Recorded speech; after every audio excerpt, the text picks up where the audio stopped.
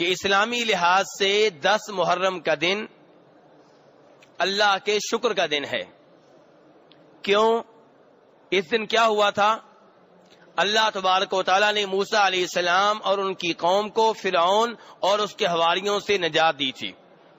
تو موسیٰ علیہ السلام نے اس دن کو بطور غم منایا یا بطور شکر منایا؟ بطور شکر کے منایا. اور شکر کے طور پہ انہوں نے بنگڑا نہیں ڈالا، جلوس نہیں نکالے، چراغاں نہیں کیا اور وہ جھنڈیاں نہیں لگائیں، بلکہ اس دن روزہ رکھا. تو پہلے نمبر پہ اس دن کو بطور شکر منانا ہے، دوسرے نمبر پہ شکریہ کیسے ادا کرنا ہے؟ روزہ رکھ کر.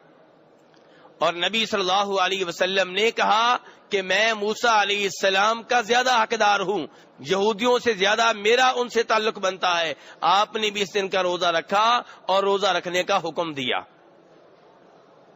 لیکن فوت ہونے سے پہلے آپ نے فرمایا کہ اگر آئندہ سال رہا تو 9 محرم کا روزہ رکھوں گا تاکہ یہودیوں کی موافقت نہ ہو بلکہ مخالفت ہو. تو کہنے کا مطلب یہ ہے کہ یہ دن روزہ رکھنے کے ہیں، اللہ کا شکر ادا کرنے کے ہیں.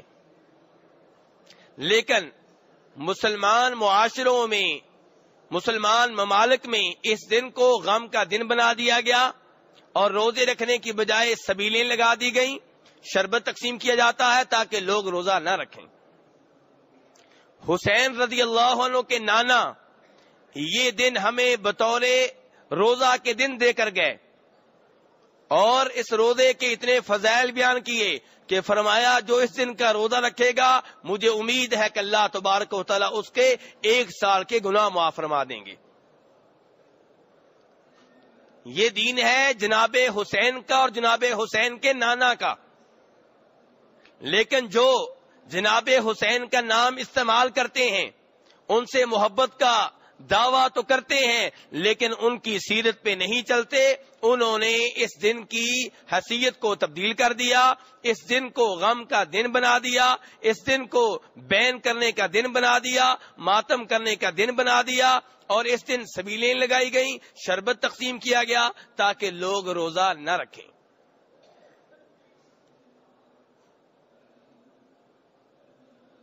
میرے بھائی، یہ عظیم دن جس دن روزہ رکھنا ہوتا ہے اور روزے دار سے شریعت کا تقاضا کیا ہے، مطالبہ کیا ہے کہ یہ تمہارے روزہ رکھنے کا دن ہے، کیا کرو؟ بڑے وقار کے ساتھ یہ دن گزارو. فَإِذَا كَانَ يَوْمُ صَوْمِ أَحَدِكُمْ فَلَا يَرْفُثْ وَلَا يَصْخَبْ، کہ جب روزے کا دن ہو شور شرابہ نہیں کرنا، شور شرابہ نہیں کرنا، کسی سے لڑائی جھگڑا نہیں کرنا اور جھوٹ وغیرہ نہیں بولنا، بلکہ اگر تم سے کوئی لڑے تو آگے سے کہہ دینا انی صائم، میں تو روزے کی حالت میں ہوں. لیکن افسوس کے ساتھ کہنا پڑ رہا ہے کہ سال کے 360 دنوں میں سے جتنے زیادہ جھوٹ اس دن بولے جاتے ہیں کسی اور دن نہیں بولے جاتے. جھوٹی روایات گھڑی گئیں، بیان کی جاتی ہیں، لوگوں کو رونے پہ مجبور کیا جاتا ہے، جھوٹ بول بول کر، جھوٹے قصے گڑ گڑ کر اور ظلم و ستم کی وہ داستانیں بیان کر کے جو نہیں ہوئی، جن کا اس زمین کے اوپر کوئی ذکر نہیں ملتا، لیکن ان لوگوں نے وہ گڑھ لی اور بیان کی جاتی ہیں. اور یہاں میں ان حضرات سے جو اپنے آپ کو سنی کہتے ہیں، صحابہ کرام کو ماننے والے ہیں، خلفائے راشدین کو ماننے والے ہیں، ان سے کہتا ہوں کہ جھوٹی روایات سے آپ بھی توبہ طیب ہو جائیں تاکہ آپ ان کو بھی جھوٹی روایات سے روک سکیں. اگر آپ وسیلے کے نام پہ اور دیگر آپ سسن کی قبر کے نام پہ جھوٹی روایات کو بیان کرتے رہے، اپنی کتابوں میں ذکر کرتے رہے، ممبر و محراب پہ ذکر کرتے رہے، آپ 10 بیان کریں گے، 50 بیان کریں گے، آپ ان کو پھر 5000 جھوٹی روایات سے نہیں روک سکتے. وہ کہیں گے جس وجہ سے تم ایک جھوٹی روایت بیان کرتے ہو اسی وجہ سے ہم 5000 بیان کرتے ہیں. جب تمہاری ایک روایت مانی جا سکتی ہے تو ہماری کیوں نہیں مانی جا سکتی؟ جب تم نبی صلی اللہ علیہ وسلم کی قبر کی زیارت کے نام پہ جھوٹی روایات کو بیان کرتے ہو، گڑھتے ہو، ممبر و محراب پہ ذکر کرتے ہو اور سمجھتے ہو کہ اس میں نبی صلی اللہ علیہ وسلم کی شان ہے، آپ کی قبر کی شان ہے، تو ہم جناب حسین کے نام پہ، جناب علی کے نام پہ، آل بیت کے نام پہ جھوٹی روایات کیوں نہیں بیان کر سکتے؟ میرے بھائی اصول ایک ہی رہے گا، نہ ہم جھوٹی روایات بیان کریں نہ ان کو بیان کرنے دیں، کیونکہ فرمایا تھا نبی صلی اللہ علیہ وسلم نے من کذب علی متعمدا فلیتبوأ مقعدہ من النار، جو میرے ذمے جان بوجھ کے وہ بات لگائے جو میں نے نہیں کہی اس کا ٹھکانہ جہنم ہے۔ اس لیے جھوٹی روایات سے دور رہیں۔ تو میرے بھائی مسئلہ یہ ہے کہ فرمایا تھا نبی صلی اللہ علیہ وسلم نے کہ لیس منا من لطم الخدود وشق الجیوب ودعا بدعوى الجاہلیہ، وہ ہم میں سے نہیں ہے۔ اللہ کے رسول کیا کہہ رہے ہیں؟ وہ ہم میں سے لوگ اہل بیت کی طرف اپنی نسبت کرتے ہیں اور کام وہ کرتے ہیں جن سے اللہ کے رسول صلی اللہ علیہ وسلم بری ہیں، لا تعلق ہیں۔ اللہ کے رسول کہہ رہے ہیں وہ ہم میں سے نہیں ہے۔ کون؟ من لطم الخدود، جو اپنے رخسار پیٹے، وشق الجیوب، اپنے گریبان کو چاک کرے، ودعوا بدعوى الجاہلیہ، اور جاہلیت کے بول بولے۔ بخاری مسلم کی روایات میں سے ہے میرے بھائی یہ حدیث۔ اللہ کے رسول کہہ رہے ہیں وہ ہم میں سے نہیں ہے۔ اور جناب ابو موسیٰ اشعری رضی اللہ عنہ کے بیٹے بیان کرتے ہیں، یہ روایت بھی بخاری یا مسلم کی ہے، کہتے ہیں کہ میرے والد ابو موسیٰ اشعری جو کہ صحابی ہیں بے ہوش ہو گئے اور ان کا سر ہمارے خاندان کی کسی عورت کی گود میں تھا۔ جب بے ہوش ہوئے عورتوں نے سمجھا کہ شاید روح قبض کر لی گئی ہے، انہوں نے رونا شروع کر دیا، بین کرنا شروع کر دیا۔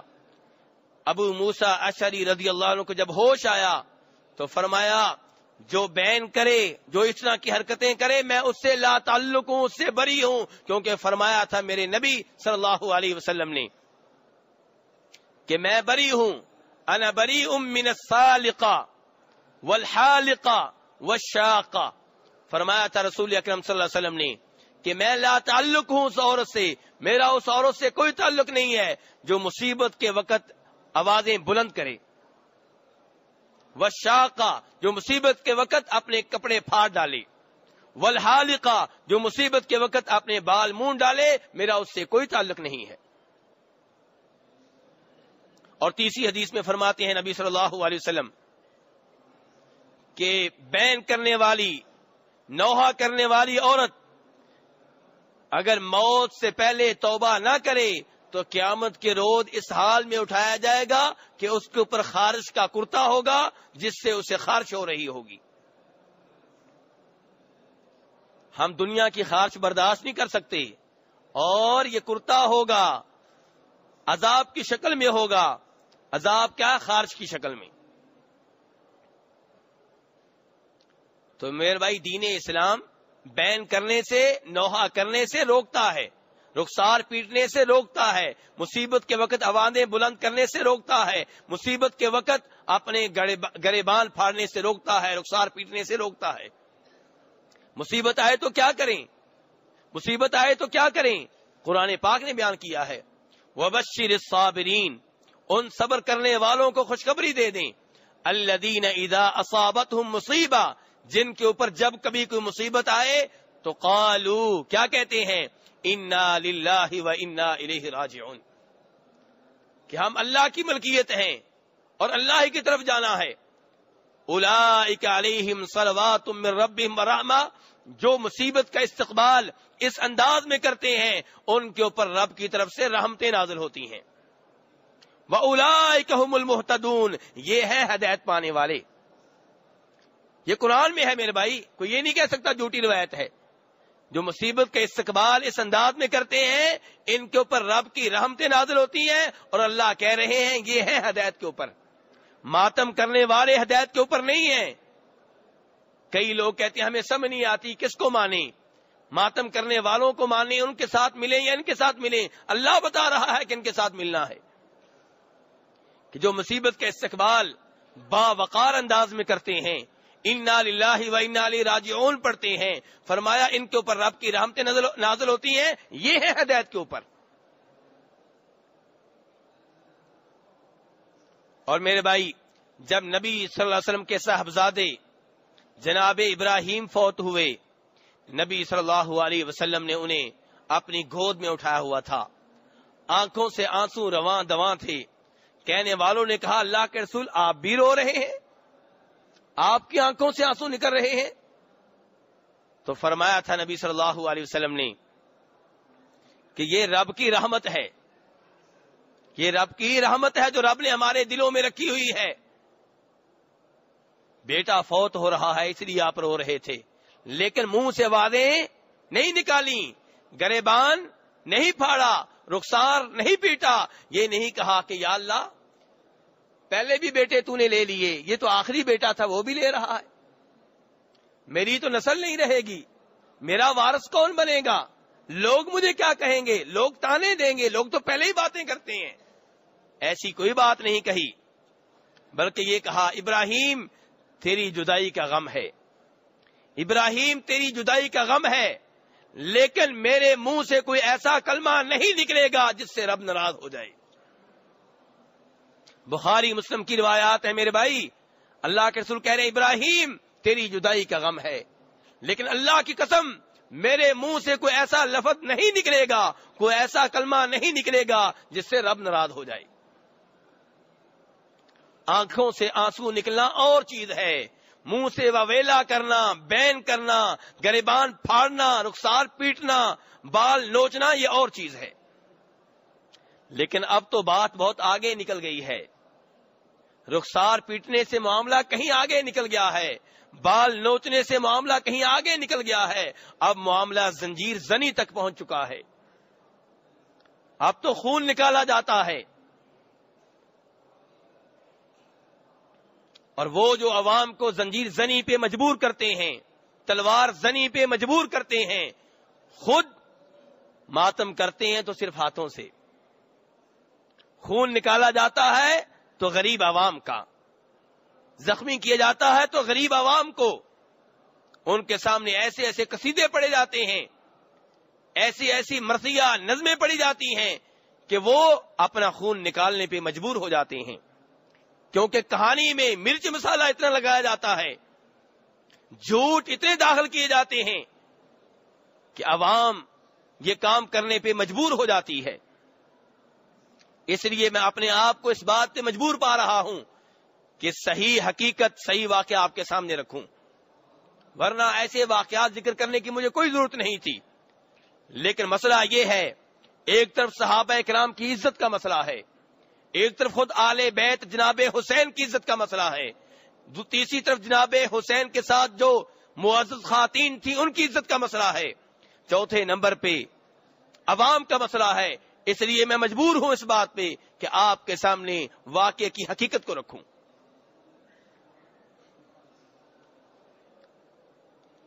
میرے بھائی، جب جناب عثمان رضی اللہ عنہ شہید ہوئے تو جناب علی رضی اللہ عنہ کو اقتدار سنبھالنے پہ مجبور کر دیا گیا، وہ اقتدار کے خواہش مند نہیں تھے۔ جناب علی رضی اللہ عنہ ہمارے چوتھے خلیفہ، جن سے محبت ایمان کی نشانی ہے، اور ہم الحمدللہ دل کی گہرائیوں سے ان سے محبت کرتے ہیں۔ اللہ تبارک و تعالیٰ سے دعا ہے کہ جب ہمیں موت آئے تو ہمارے دل میں آل بیت کی، جناب علی کی، جناب حسین کی، جناب حسن کی، جناب فاطمہ کی محبت ہو رضی اللہ تعالی عنہم۔ تو کہنے کا مطلب یہ ہے کہ جناب حسین اقتدار کے خواہش مند نہیں تھے، معذرت کے ساتھ جناب علی اقتدار کے خواہش مند نہیں تھے۔ جناب علی کا تعلق جناب عثمان سے مثالی تھا، جناب فاروق سے مثالی تھا، جناب صدیق سے مثالی تھا۔ جب جناب عمر فاروق فوت ہوئے ہیں، مسلم شریف کی روایت ہے، بیان کرنے والے جناب عبداللہ ابن عباس ہیں جن کا خود تعلق آل بیت سے ہے۔ یہ ان کو آل بیت میں سے نہیں مانتے، لیکن ہم مانتے ہیں۔ یہ آپ کی بیویوں کو اہل بیت سے نہیں مانتے، ہم مانتے ہیں۔ الحمدللہ ہمارا دل کھلا ہے، صحابہ کرام کو بھی مانتے ہیں، اور اہل بیت میں سے آپ کی بیویوں کو بھی مانتے ہیں، آپ کی اولاد کو بھی مانتے ہیں، آپ کے مسلمان چچاؤں اور ان کی اولاد کو بھی مانتے ہیں۔